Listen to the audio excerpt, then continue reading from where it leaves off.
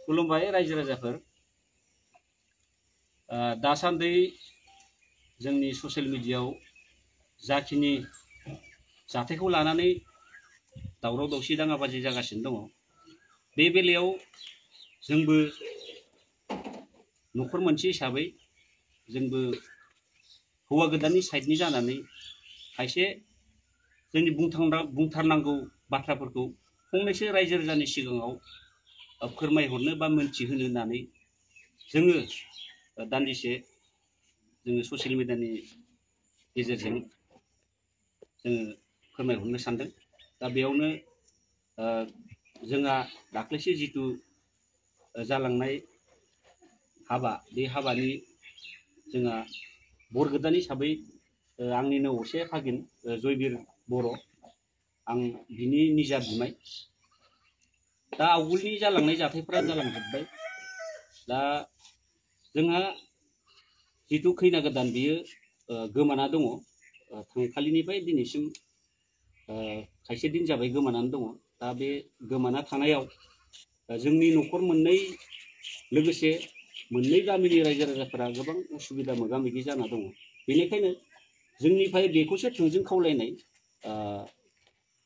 जाय जोंनिफ्राय खारलांनाय गथ' बा खैना गोदान बेयो दासिमबो बेबायदि थाखुमानानै थानांगौनि जेबो गोनांथि गैया। मानोना जोङो दाख्लैनो जों गामिनि रायजोफोरजों लोगोसे हजोंनि रायजोफोरजों जमा रायलायनानै जोङो थांखानाय सवालिखौ जोङो लाबोफिनला, बेबायदि मोनसे स्पष्ट खरन जोङो रायजो राजाजों रायलायनानै क्लियार काट होबोखादों। दा बेखायनो जेरावबो एसे खस्थ' थाखुमास्लायस्लाय स्र' ओंखारनानै न'आव थांनानै रायजो राजानि उसुबिदा आरो नोंसोरनि न'खर मोननैनि उसुबिदाखौ साफा खालामना होनांगौ। मानोना बेयाव नोङो जुदि आवगायनानै फैया, बेयाव जों जिखिनि समाधानखौ लुबैदों बेयो जाफुंनाय नङा। बेनिखायनो आङो गोसो गोरबोनिफ्राय खावलायदों जोंहा बिनानावखौ, नोङो जेरावखि थाया मानो न'खरनिजों रायलायनानै मोजाङै मोजां न'आव थांनानै जोंखौबो बे भेजालनिफ्राय मुक्त खालामनांगौ आरो नोंनि न'खरखौबो नोङो बे भेजालनिफ्राय मुक्त खालामनांगौ। जों होनखादों बार बार, नोङो जोंखौ लायफिनगोन बा लाबोफिनगोन बेबायदि साननानै गिनानै बेबायदि एरसोदोंब्ला नोंनि गोरोन्थि जागोन। मानोना जों मोनथिनायाव नोंबो न'खरनि मानसिजों बेबायदि मोजाङै सावरायनो मोनाखै। मानोना जों न'नि मानसि खोन्थाबोखादो जे बेफोर सावरायनायखौ रायजो राजा लाना सावरायनायखौ गथ'नो खोन्थाहर, नङाबा जोंखौ आरोबाव नागिरनानै हमख्र हमसि लायफिननो हागौ साननानै थाखुमाबाय थागोन होनना बेबायदि जोङो रायलायबोखादोंमोन। दा जोंनिफ्राय बेनो गले गले खावलायनाय, नोङो ओंखारनानै भेजालफोरखौ फोजोबनांगौ। मानोना नोंखौनो लानानै जोंनि न'खर आरो नोंसानि न'खर जाथि बंस बाय बाहागि गासैबो माने बिराद भेजालाव गोलैना दङ। मानोना दिनै मबाइल खुलिबानो बिराद दावराव दावसि बे खेत्रखौ लानानै, बे जाथायखौ लानानै। दा बे बेलायाव नोङो जि एसे आवगोलाव नोंनि स्टेटमेन्ट होदों, बे स्टेटमेन्टखौ नुनानै जोङो एसे गोसोखौ नार्भास मोननानै जोङो ससियेल मिडियायाव बेबायदि बुंनाय ओंखारनायखौ जोंनो सावरायनानै माने जोंनि साइडनिफ्राय जोङो एसेबो बुङा, एसेबो माबाया होननानै जों थाबाय थादों। मानोना दावराव दावसिया बारा जालांगोन होननानै जोङो बेबायदि स्टेटमेन्ट होनाय बे आयदाखौ जों लायाखैमोन। नाथाय जोंहा बिनानावा दय एसे आगोलावसो जाबायदि स्टेटमेन्ट होलांबाय, बेखौ जों नुनानै एसे दुखु मोनदों। मानोना जिबायदि खोथा बुंदों, जोङो गोबां माबाफोरखौ बेबायदि गावनि केरेक्टारनि सायावबो डिपेन्ड खालामना जोङो बुंनो लुगैया। मानोना बेबो दा सिख्ला गथ', नंगौ खाफालाव गैयाबा जाया, बेखौनोथ' होनो खाफालनि लिरनाय। जालांबाय जालांबाय। दा बेयाव दायनिगिरि हिसाबैथ' जोङो दा रावखौबो दाथिनानै बुंनो हाया। नोङो बेनिखायनो बेफोर गासैबो भेजालखौ बुजिनानै न'आव थांनांगौ आरो जोंनि भेजाल आरो न'खरनि भेजाल फोजोबना होनांगौ। आरो नों जिहेतु बाथ्राफोरखौ बुंदों, एक्सुवेलि एसेबां नंखाय बांखाय बाथ्राखौ बुंनो मोना। जोङो बेबायदि सभाब चरित्रनि न'खरनि जों मानसि नङा। दिनै जोंनि एरियानि रायजो राजाफोरा जोंनि न'खरनि बा जाथि खुरमानि जोंनि गियान आखुखौ मिथिगौ।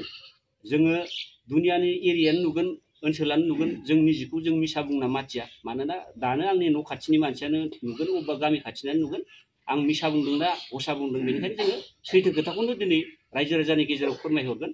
मानोना रानिया जिबायदि जोंनि सायाव माने गाज्रि सभाबनि मोनसे बाथ्रा बुंलांदों, बेखौ लाना जोङो माने दुखु फोरमायदों। जोंबो हायो नोंनि सायाव गोबां मोजां गाज्रि खोथा दिनै ससियेल मिडियानि गेजेरजों सावरायहरनो, नाथाय जोङो बेखौ लुबैयाखै।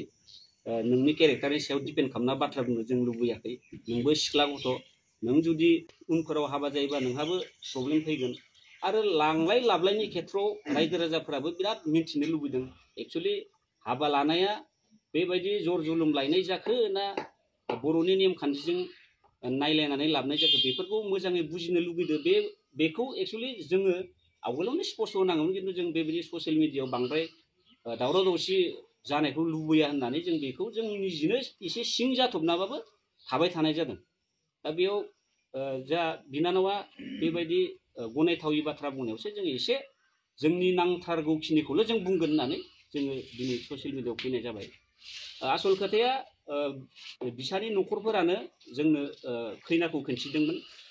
जेसेबां बर'नि नेम निथि दङ बे नेम निथिजों लायनाय जादों। खैनाखौ खोन्थिदो, जोंनि न'खरखौबो बिसोरो माबायदि नायनो फैदो, न'खरनि गोजा नायनो फैदो। जोंबो आरामसे जाहो लोङो जोङो नेमखिनिखौ जोङो पालन खालामना हरदों।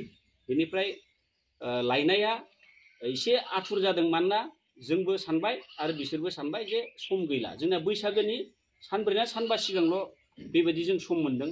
आरो बैसागो बोथोरावनो जिहेतु हाबानि दिन, आरो बैसागो बोथोरावनो हाबाखौ होनो हायोबा मोनसे शुभ कर्म जायो होननानै जोंबो उनाव बानायबाबो एखे, जों दा बानायबाबो एखे, थाखा फैसानिसो बोलो होननानै जों आथुर जोङो गावसोरजोंबो रायज्लायनानै जागोन दे, जेबो उसुबिदा गैया होननायलाय जोङो हाबाखौ जोङो लायखालिनि नेक्स्ट दिनावनो जोङो रायजो राजाखौबो लिंजोबदो, माल माथा बाननाय बेबायदि नेम निथि दङ जोंनिया।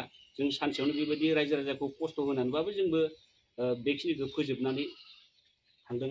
आरो बेफोर जालांनायनि उनाव एसे बादा बिगिनि फैखादोंमोन लायनायाव। खायसे माने बिनानावनि खायसे मानसिफोरा जोंनि अफार टेलिफन एसे माने मेसेज होखादोंमोन, अब्लाबो जोङो बेलेगनि खोथाखौ खोनासङा जासे गावनावबो सोंबाय। जोंथ' केन्सेल खालामबायमोन लायनायखौ। बेबायदि माबा मोनसे सिख्ला गथ' एसे मोजां मोननाय माबा मोनसे भेजाल बेमेजालिया थाखायो निस्सय बयनियावबो। अब्लाबो जोङो हाबा लाखांनायनि उनाव बेफोर भेजाला जोबलाङो, बेलेगनिखौबो जों नुयो। जोंनियाबो बेबायदि मोनसे जालांगोन होनना मोनसे आसामोन। आरो लायनायनि सिगाङावनो जोङो फोथाया जोङो हरग्रानि खोथाखौबो मानिया जासे, हरग्रायाथ' नायनानै खिन्थिग्राया हरबाबो बिसोरबा जर जुलुम हरमारगोन ना मामारगोन, बेयाव मोनसे दाउट जानानै जोङो सवालिनिफ्राय स्पस्ट' गोसो गोरबोनिफ्राय खोथा मोनाबा आं लायनो होआना, आंनो निजा बिलाइ आं बादा होनानै बेसे गोबाव दोनाखै होनबा भेजाल माबा आंनो फन हरबाय थादोंमोन नालाय मोनायाव। बेनिफ्राय नाम्बारबोथ' गैया जोंनियाव, हिनजावसानि बिदिनो कालेक्सन खालामना मोनबाय, फन थुबाय। एक्सुवेलि रेकर्डिंआवबो दङमोन, नागिरनांगोन। ओमफ्राय आंनो फार्स्ट रायलायदो बार दा ओरै जाबाय, मैया नोंसानि माबानिफ्रायबो एसे ओरै फन फैदो। आच्चा मा खोथा मार? इसोर होनदो नोङो फैनो गोसो गैयानो, हाबा जानो गोसो गैयानो। आच्चा बे खोथाया बेसे हसा बेसे मिसा नोंनि खुगानिफ्राय जों मिथिनो लुगैदो। नों जुदि नोंनि गोसो गोरबोजों फैथारगोन होनबासो जों लायगोन, आरो नों जुदि फैया होनोबा जोङो मालायनि नायना हरनायावबो जों लाया होननानै इखिनिखौ आं स्पस्ट' आङो दा रानिया नायोबा मिसा होननो हाया, ओइ बाथौ बोराइ दोङो बेखिनिखौ आं आरो गामिनि सासे मुरुब्बि जोंहा साख्रिआवला बिथांखौबो आङो खेबसे सोंथार, नङाबा उनाव जोंहासो फेजार जागोन। गोसो गैयि मानसिखौ जोङो मालाया नायना हरबाबो जोङो लाबोनो हाया होननानै बेबायदि बार रायलायनाय जादों खनथामसो। ओमफ्राय रानिया होनबाय दे फैदो दे नोंसोरो लांफैदो, आङो ओजानो थांखानोसै होननानै थिग थाक खालामबाय। आं ओजानो थांसै, आं ओजानो थांखाथारसिगोन दे, नोंसोरल' फैदो दे बिदि होननायखाय जोङो आरोबाव खेबसे रायलायलायनानै गारि गुरा लानानै जोङो इमारजेन्सि बायदि थांबाय। ओमफ्राय मोनहैनाय लोगो लोगो ओजाबो रायजो राजा मालाय लिंनानै सासे गथ' बिलाइनाय खोथा, ओजोंनि न'खराबो लिंदो रायलायदो। बेबायदिनो जोङो रायलाय होनलाय सवालिखौ जोङो सानसे हाबानि सिगां साननै सिगां जोङो लाबोनानै जोंनि न'आव दोनफैनाय जादों। बिनि उनाव जों आथुरनो बेबायदि हाबा दानबाय। आरो आखाइ हमनो फैनायखौ जोंनिफ्राय जोङो रिकुवेस्ट खालामदोंमोन बार। ओमफ्राय न'खरनि अबस्थाखौ निस्सय नोंथांमोना दा बुंबा फोथायनाय नङा। न'खरनि हालोदा फाइनान्सियेलि एसे दुरबल। दा बे बेलायाव जोङो बुजिलायनानै गारि गंसे हरनांगौबा दानि दिनाव 2-3 हाजार नङाबा जाया, माजों मा खालामगोन। दे होमबालाय नोंसोर थाङालासिनो सोरखौबा बिदा खालामनानै हाबा होनायावबो जुदि जेबो आपत्ति गैयाबा ना बेबायदि मोननै न'खरजों रायलायलायनासो बे हाबाखौ जों फोजोबनानै हरनाय जादोंमोन। दा दिनै गथ'आ आखाइ हमनाय फैयैखौ लानानैबो एसे बुंदों, खिन्थु बेयाव जोंनि न'खरनिफ्राय जेबो माबा भुल गैया। जोङो बार जोङो जोंथ' होनबावदोंसोमोन माबा मोनसे प्रब्लेमबा जोंनो पिकआप खालामगोन दे, बिदि आरो जोंनो लायगोन, जोंनो दोनहैगोन, बेफोरबायदिमोन आरो। हिनजाव लाबोनायावबोथ' जों गारि गुरि जेबो लानो होआखै ना होमबा, जोंनि गारियावनो लाबोनानै जोङो थांफिननायनि जोङो बेब'स्था खालामना होदों। माने न'खरनि हालोदा मोजां नङा, अन्तत' जोंनि साय एसे आरो बेबायदि आरो। खिन्थु दिनै थांनायनि उनावबो बायदिसिना मायबा मायबि रां रुफानि खोथा फैदों। एक्सुवेलि जोङो दिनै दस्रा खोथाफोरखौनो बुंनो होननानैसो जों दसे फैनाय जादों ससियेल मिडियायाव। ओरैनो बे खैना गोदाननि नामाव अननानै सोरबा थाइसे थाइनै होलांनाय बे एसे रां दंमोन, बेयो लांदो, लांनायखौ जोङो बार बुङा, खोब बारा फैसाबो नङा। आरो जोङो जुदि बिदि मिसा बे थाखा लांनायनि थाखाय मिसा बुंनांगौबा जोङो 20,000 थाखाखौ जोङो माबा बुंगोन नामा? जों बुंगोन मोनसे 3 लाख 4 लाख लाना खारबाय होननानै, हारसाफोर मोनबा सना गना लांजोब्बाय, मायबा 30 लाखसो लांबाय, बिदि मोनसेसो बुंगौमोन जों। 20,000खौलाय 20,000आलाय मा फैसा दानि दिनाव? आरो जोंनियाव बेखिनिनि ल'सो माबादों। जोङो थाइसेबो बाराबो बुङा, मिसाबो बुङा, लांदो लाङाखै जों खिन्थु लांनायखौ बुंदो आरो। इ बले जोङो बे 20,000 फैसाखौ लाना बिराद बाथ्रा बुंनो लुबैयाखै, 20,000ल'सो फैसा इयो, बिदि आरो। जों सानदो खारनाय बाथ्रा, गथ'आबो एसेबो न'निफ्राय फैनाय फैसा थाखा गैया खोमा, गारि भारा माबा माबिनि थाखाय लाना थांबाय खोमा, बिदि मोनसे जों सानदों आरो, सावरायलायदो। होमबाबो जोङो मबाइल आखारै जों जेबो उत्तर होआखैमोन। मानसि सासेयाथ' गुवाहाटि नलबारि खारबा रांनि आंखाल जाखागोन, बे हराव खारनाय। दा बेबायदि सानना जों जेबो बुङाखै। लांदो, लांनाया फैसाया 20,000 नोङो, जोंलाय 20,000 फैसाखौलाय मानो जोंलाय मिसा बुङो। लांबाय आरो। खिन्थु दा गाव ओंखाराबा फेजाला जिहेतु जोबा, गासै रायजो राजाफोराबो एसे रिकुवेस्ट खालामहरनांगौ जे बेयो बेबायदि खुला ओंखारनानै जोंनि फेजालखौ फोजोबनांगौ। मानोना जोङो सासे हाबा जानाय बा हिनजाव खारजालायनाय मोनसे बाथ्राया सासे मानसिनाव बेसे हजम खालामना थाबाय थाथावथाव, बेखौ रायजो राजाफोरा मिथिखागोन। आरो बैसोनि बाथ्रायाथ' बहुद ओंखारदों। जोङो बैसोआवबो जोङो मालाबानो काउन्टार होगौमोन। आं होनदों एख' होबाय थानाङा, फैनानै सोंफैनां बरखौ। आच्छा नोङो 40 बोसोर 45 बोसोर 50 बोसोर 60 बोसोर मबाइलाव लिरना होनायाव मायबा दुखु मोनदों नामा होननानै। इनि बैसोआथ' जायाखै, एरियानो मिथिखागोन। दयो होबायबा क्लियार माबायाव आधार कार्डफोरखौ नांगौबा दाबो हो। 30ल'सो ना, 30 क्रस जायाखैना, 30 रानिं, 30 बोसोर। जोङो मास मोनसेबो बारा बुङा, मास मोनसेबो खम बुङा। आवगोलाव होबायबा बेफोरखौ माबानांगोन। खिन्थु आं बिमायानो 45 जायाखै, बेलाय बोरै दानो 45 जानो। जा हक बेफोरो जोङो बैसोखौ जोंखौ लाजि फोनांनायखौबो जों जेबो मोनाखै। थारमाने बाथ्राया जाहैबाय मा, जोङो गथ'आ एसे सिदा सादाबो, मालाय बायदि बेबायदि खुगा गोनां बांद्राय आल्टु फाल्टुबो नङा। दा गम्भीर थायो, गावसो मिथिगो 6 दिनाव हिनजाव खारजानानै न'निफ्राय लामासिम ओंखारलांनो हायाखै बेस्राया। जोंफोरबो सकाव दय रुटि गांसेखौनो जाना फोजोबबोनो हायाखै। ओरैबायदि मानसि सोंफैयो, पुरि गांसेखौनो जाजोबना फोजोबनो फैनो हायाखै। ओरैबायदि मानसि सोङो, ओरै मा जागोन, मबाइलाव ओरै जाबाय। बेसेबां उत्तर होनो। दा बेफोरनिफ्राय जोंखौबो मुक्ति खालाम, नोंसोरबो मुक्ति जा। बेनिखायनो नोङो बिनानावा ओंखारनानै बेफोर फेजालखौ फोजोबथारनांगौ। नङाबा आरो जोंथ' बुंबा माबाबा बहुत बाथ्रा दङ। रायजो राजाफोरा बिराद खस्थ' मोनदों, जों मैयाबो सावरायलायदो। नोङो नोंनि उसुबिदाखौल' सानबा जानाय नङा। बेयाव गामि गंनैनि रायजोआ ओरैबायदि खस्थ' मोनना दोङो, नोंथ' बुजियाखैनो खोमा।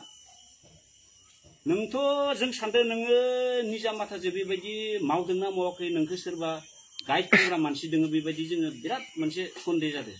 नोंनि ब्रेनजों बेबायदि नों मावदोंना मावाखै जोंहा मोनसे सन्देह जादों।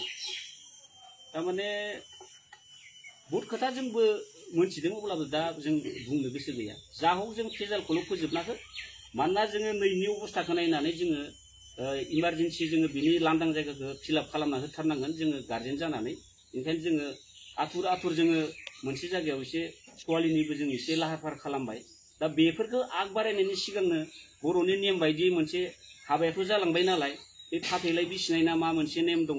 बेफोर नेमाथ' नों सवालिया गैयाबा जानाय नङा। बेनिखायनो बेफोरखौनो जोंनो नोङो फैनानै श' खालामनो हायो जों बार बारान्दो जों नोंखौ लाबथिंखाला नों जोंखौ गिनानै खारखुमानांगोन जेबो बाथ्रा गैला जों बेखिनिखौल' स्पस्ट होनानै जोङो होनो होननानै ओंखारदों मानोना नोङो जोंखौसो गिनानै थाखुमाबाय थानाय बायदि जोङो मोनसे अनुमान खालामनानै बेखिनिखौ जोङो बुंहरथारनांगौ बायथ' जाबाय आरो जोंहा एसे आगोलावसो बिनानावा मोनसे जोंनि सायाव इलिगेसन होनायखौ जोङो एसे दुखु मोनदों बे माबा मंगल सुत्र लांनाय मंगल सुत्र लाङि बेनि खेथ्रआव जोङो एसे दुखु मोनदों जोङो मिसा बुंनो लुबैया आरो बुंग्राबा जों आवगोलावनो ओंखारगौमोन मिडियायाव जोङो बेफोरखौ बांद्रायबो मोजां मोना जा हक मंगल सुत्रआ आं मंगल सुत्र लानानैनो फैदों होनना दय मायबा मंगल सुत्रआ मा खोन्थिदों ना होमबा दा बेफोरखौ जोङो बिराद गोलाव बुंनो लुबैयाखै आरो माल माथाजों लानानै बिदि खोन्थिलायनो जोंनाव गोसो गैथारा जों उपाय गैयैयावसो दिनै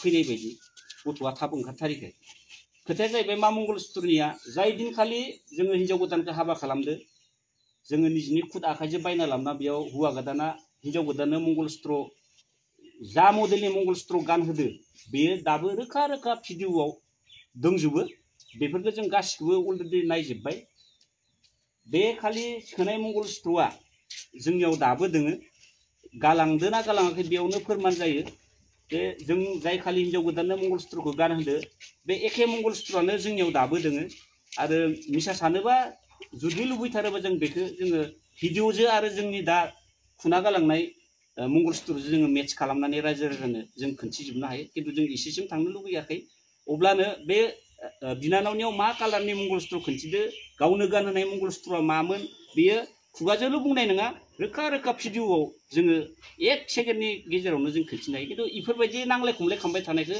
आं लुबैथाराखै मात्र एसे बुजिथो होननानैल'सो आङो बेखिनिखौ बुंनाय जादों माने जोंदि मिसा ना गथ'आ मिसा हिन्जावसाया मिसा बेखिनिखौ एसे हादारन आङो रायजोफोरा एसे बुजिथो होननानैल' बुंनाय जादों बांद्राय फेहेरनो लुबैयाखै आरो उन्दै गथ'बो सानस्लाबनो हायियाव आरो बेखौ खायसे गाइड खालामग्रा मानसि दङ होनना आं बार बार बुंबाय थाखादों गावनि खुद गोसोजों गावनि खुद ब्रेनजों बेफोर बाथ्राखौ बुङाखै दा बिदि आरो दंजोबो आसान उसान माबा माबि दंजोबो आं दा खोन्थिथ'लासै आं बेफोरबायदि माल माथा लालायनानै माबानो लुबैयाखै आङो नोंथारिखौ बुंनायखाय एसे ससे बुंबाय जोंनियाव बेबायदि भिडिअ फुटेजआ दोङो जों मा मडेलनि मंगल सुत्र लाबोनानै खैना गोदाननो गानहोदोंमोन बेयो ख्रा भिडिअ दोङो आरो बे गालांनाया दा दोङो दानो लांफिनबायना थाथैफोरखौ नाङा आङो नांलाया जिखिजाया गले गले खावलायो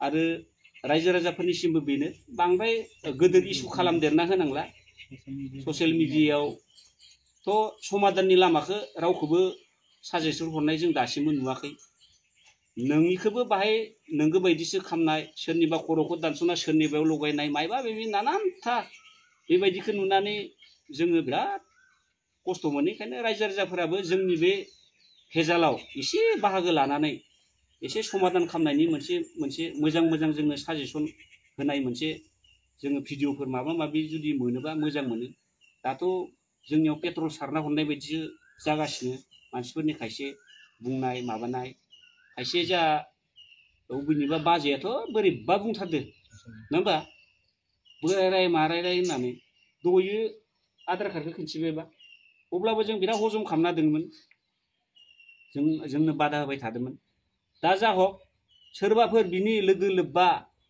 हिन्जावसा लोगो हौवासा लोगो जायफोर बिखौ दोनदों बा बिजों सानफ्रोमबो लोगो मोनलायबाय थादों नोंथांमोनाबो बुजाय गथ'खौ जे भेजाला बोरै समाधान जागोन नोंथांमोनाबो बुजाय जोंथ' नागिरना मोनखाला नागिरनाबो मोनाखै खबरबो मोनाखै जायफोरा बिखौ दोनदों निस्सय बेखौबो दोनग्रा मानसि थागोन दुनियाव बावथ' मानसि गैयि जायगायाव थानो बिलाय नालाय ओंखायनो जायफोर बेजों लालन पालन थाबाय थादों नोंसोरबो बुजाय जों बार बार बुंखादों जोंनिफ्राय जेबो भेजाल मोना अन्तत' जोङो न'खराव थांना न'खरा लिंहरबासो जोङो थांगोन बेबायदि जों सावरायनानै दोङो आरो जोंनो हुलुस थुलुस जों नागिरोब्लाबो जोंखौ आरो गिनानै बांसिनसो माबागोन होननानै जोङो बांद्राय नागिरनाया आयदाखौबो जों बांद्राय बेबायदि हार्डलि लाखायाखै होमबाबो जोंबो बबे माबायाव थाथावथाव जगाजग खालामदो मानसिफोरजों दा खोनानाय बायदिबाथ' जों बेखौबो बिराद लुबैदो बेनि थाखायबो ओजोंनि रायजोफोर जोंनि रायजोफोर बिराद माने उत्तेजना बा जोङो गोसोखौ बुरखायनानै दोननो हायाखै लांदोंबा सोर मानसिया लांमारदो सोरजों थांमारदो बेबायदि आरो बुंनायाथ' माबानायाथ' जेनेबा मोजां मोननायानो लांफैगोन मोजां मोननायानो लांफैनांगौ आरो मबाइल सबाइल सालायनाय जे आं बुंनो गोसो गैला जोंबो एसे रानिनि सायाव बहुत माबा मोनसे जोंनावबो नलेज फैदो दा बेफोरखौ आं बुंला आङो जिहेतु बिहाबो इयुनाव हाबा जाफिननांगोन आं बिनि केरेक्टारनि सायाव डिपेन्ड खालामनानै बाथ्रा बुंनो लुगैयाखै जा हक नोंबो नोंथारि बाथ्राफोरखौ ससियेल मिडियायाव फैनानै बांद्राय बुंनो नाङा नों बेबायदि जुदि नोंथारिखौ बुंबाय थायोबा जोंबो बायख' जालांगोन जोंथ' फैया फैया बेबायदि बुङा होननानै दाख्लैनिफ्राय जों धोर्ज हमना दोंबाय थायो दा दिनै जोङो उपाय गैथारनि थाखाय एसे जोङो फैनांगौ जाबाय आरो जोंहा बिहामजो जाफ्रामाबो बे 6 दिनथ' होनला बेखौ हाबा खालिथ' सानसे थांखाबाय हाबानि साननैबो बिदिनो रायजो राजा गामिनि माबायानो जोबाखै बेयाव जोंनि न'खरनि बा लरानि मोजां गाज्रिखौ एसां इ सानब्रैयाव इहा सार्टिफिकेट मोनथारनाय होमबा बिहामजोआ दा बिदि थानो सुखुवाखै बियावनो एसे बुंबानो जायो नोङो आफां थानो सुखुनाय मोनथाराखै सानजा सोनाब आन्दायफैजोब्बाय आंखौ दोनना फैफिनदो बेबायदि फंसे होनबाबो जोङो जमा न'नि रायलायनानै आरामसे दोनहैयो अब्ला बेफोरबायदि हाइ कायजा दावराव दावसि रायजो राजाखौ माथा गुदुं जाहोनायनि बाथ्राया फैलामोन दाबो जियानो जा आं गोसो गोरबोजों खावलायदो आं 100% रिक्स लागोन जेबो जोंनिफ्राय उसुबिदा मोना नोंल' फैनानै फेजालखौ फोजोबफै नों ओंखाराबा जोंहा थारमाने फेजाल जोबा नोंसाबो जोबा नोंसानि बिमा बिफा मैया आं थांदोंमोन जिबायदि गाबगु खुगु जाबाय बायदो बेस्रा दा बेफोरखौ नोङो बुजिनांगोन फनफोर रायलायहर फन रायलायनायावलाय माथो गोदोर बाथ्रा मोजां रायलायहर फन रायलायहर न'आव फन हर रायलायहर आरो हायोबा जोंनोबो हर जोंथ' नागिराबो आरो लाखिनो खालामो होनना बार बुंबाय थादों नों माखौ गिबाय थादों फन हर जोंनोबो नाम्बार दोङो दख' आंनियाबो दोङो दख' फन हर बेबायदि थाखुमा थानायजों नांलायबाय थानाय जे समाधान जानाय नङा नोङो सोरबा सासेखौ दाय होनो बा जों सोरबा सासेखौ दाय होलायनो नागिरबाय थानानै बेयाव जेबो जाखाया ओंखायनो नों ओंखारबो जोङो एसे बरिया न'खरनिफोरा रायलायलायबायसो बिहामजोआ थेंज्रेजेब जा स्रां स्रांथार जेबो उसुबिदा गैया बेबायदिसो जों मोजां रायलायलायबाय बेयावबो आरो नोङो थांबाय थांनानै आरो दा जाथारि बाथ्राफोरखौ बुंहरबाय थाबा जोंबोथ' खोनासंनो हायाना आरो जों नों जिबायदि बुंदो बे केरेक्टारनि न'खरनि मानसि नंखाथारा जों एरियानो मिथिजोंखो जों सबसे मानसि अनसुला मानसि अनग्रा न'खरनिसो जातनिसो मानसि नों आरोबाव साननैसो थाबा नों मोजां माबाखौ मोनबावो इ खैदिनमानखौ जिखिनि सोलिलांदो नोङो 1%बो गाज्रि मोनसे बेबहार मोनलाखै आंनि गोसोजों फोथायनाय दं नों दा जिबायदि बुंदो आंथ' माने दुखुसो मोनदो आरो दा बेबायदि आरो हाजार हाजार मानसिया नुहैयो बे मबाइलाव दा बेबायदि नंखाय बंखाय बाथ्राफोरखौ लानानै माबा नाङा जोंबोथ' बुंबा अनेक बुंनो हायो खिन्थु भुलाथ' जोङो नोंसानि न'खरखौबो नायना हरग्राखौबो बुंनोसो हाबावा जिहेतु नोंनिफ्राय जोङो बार बार कनसेन्ट लादोंमोन सोंदोंमोन जागोन ना जामारा बेबायदि नों जागोन होननानै नों फैनायावबो नोंनि भुल दङ इयाव गैथारै नङा नोङो न'खरखौल' नायना हरग्राखौल' दग हमबाय थाबाबो जाया बेनिखायनो गासिबो फेजाला जोबथोंसै नोंल' ओंखारदो रायजो राजाया मानि मांखा खालामनानै समाधान खालामो बिथांमोननि आखायाव थासिगोन खुलुमबाय रायजो राजाफोरा गोबाङानो नुखाबाय आरो मिथिखाबायबो बरा आंनोमोन आरो हाबायाबो जानानै थांबाय आरो दा दावराव दावसि सोलिगासिनो दं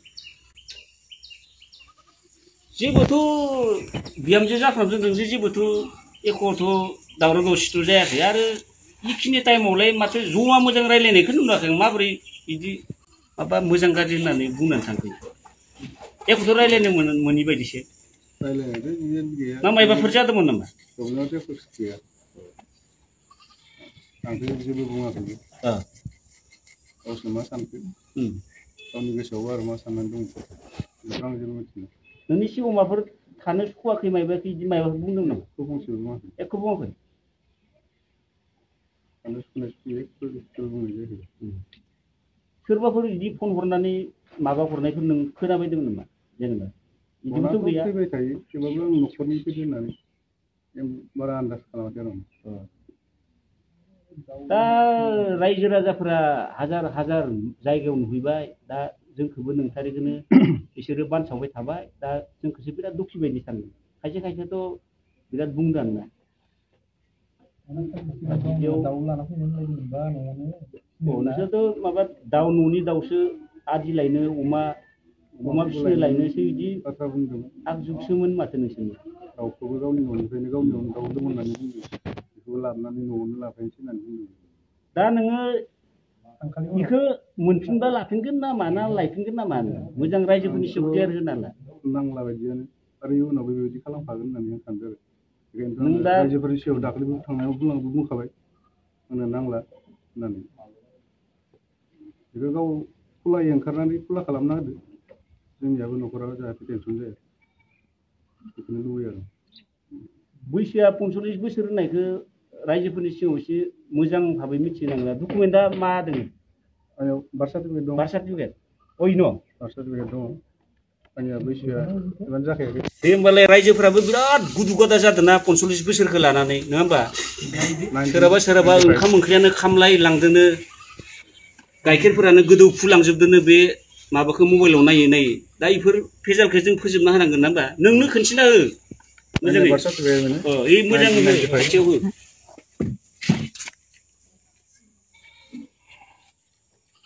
बैसोनि गेजेरावसो बिराद गुलाय गुजाय जाना दं नालाय खारबायबा खारबाय जेबो नंला दानि दिनाव खारलाय खुरलायाथ' जाबाय थाखादो सेकेन्डआव सेकेन्ड जाबाय थाखादो सोरबा गथ' सासे गोनाङाबो खारदो गथ' सानै गोनाङाबो खारदो दा नोंथ' सिख्ला मानसि बे मोनसे जोंनि बर' समाजाव नेम बायदिसो जाना फैगासिनो दङ जायखौ होबथाबाबो होबथाख'नो हायाखै कारना मा बेखौबो मिथिया दा जियानो जा नोंहाबो सिख्ला बैसो जोंनियाबो सेंग्रा नोंबो साननो नाङा दे जोङो हिनजाव मोना जोंबो नोंखौ साना जे नोंबो हौवा मोना बेबायदि साननानै नोङो खना खना थाखुमाबाय थाबा बे भेजाला जोबनाय नङा बार बार बुङो खारबाबो खाराबाबो नोङो जोंनि भेजालफोरखौ सानफिननानै आरोबाव सानफिननानै बेखिनिखौ नों मावथारनांगोन जों गले गले खावलायदों खारनायाथ' मा जोङो दिनै नोंनिबो दग हमला जोंनिथ' दग गैखायानो जायखौ होनो खाफालनि लिरनाय गैयामोन खोमा खाफालावनो लिरनाय नोंसोर सानै जे जुलि जालायनायनि दा बेबायदि भगबानानो नोंसोरखौ एरायहोबायब्ला जोङो रावखौबो दग हमलायलायला मात्र बे भेजालखौल' थाबैनो गाबोननि गेजेराव नोङो फनजोंबाबो जोंजोंबाबो कन्टेक्ट खालामहर न'आवबाबो कन्टेक्ट खालामहर आरो मानसिया अपेन ओंखारनानै रायजो राजाजों मोजां सावराय बिराद खस्थ' मोनदों नोंसोर गामिनि रायजो राजाफोराबो आरो जाय मानसिया बेखौ गाइड खालामनानै लांदों गोसथोनायानो जा माबानायानो जा बेहाबो एसेबाबो दायनिगिरि जाहैगोन जुदि आरोबाव नों बेनिफ्राय गोबावसिन खालामोब्ला सोंगोन रायजो राजाफोरा नोंथ' जोंनि खोथाखौ साननांला नोंनि निजा न'खरनि रायजो राजाफोरा सोंगोन सोरनि थुनज्लायनायाव जादों सोरनि मा बेफोरखौ नों निस्सय उनावबाबो खोन्थानांगोन दा बेनिखायनो जिमान गोबाव खालामो इमान भेजाला बारायगोन गाबोननि गेजेरावनो हायोब्ला दा हरनि गेजेरावनो ओंखारनानै मोनसे क्लियार जाना थानांगौ बेखिनियानो